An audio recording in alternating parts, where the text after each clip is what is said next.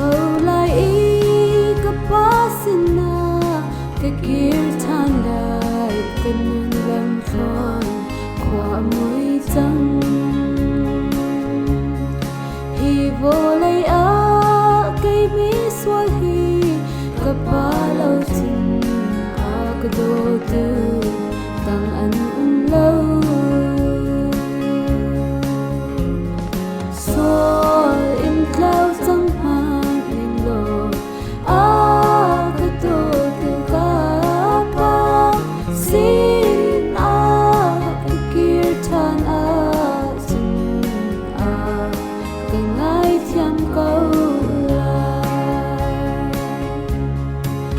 Ba in a thova phun kling in a khat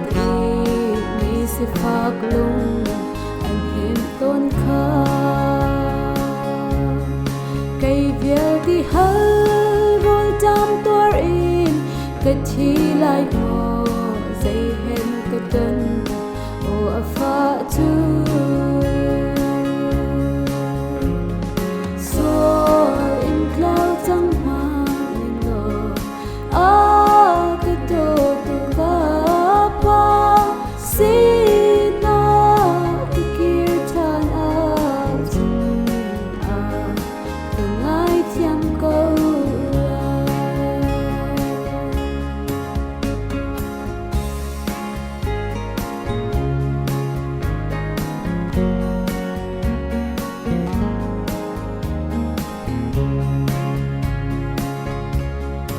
Kapasina ka liao kha avan hom e ti imit kli la in ka sha mo ka pa o na mai ka ka swal tuk sang na fa si o kai tlak ti lo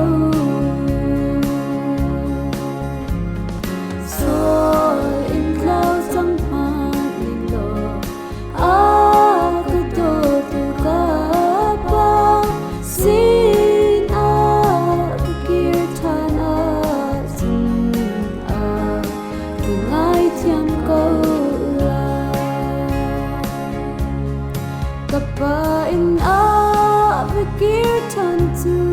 kadu na in kay misual ta kalahar e simpan se lo akato tu kapa ni in ka sham in akang ha ko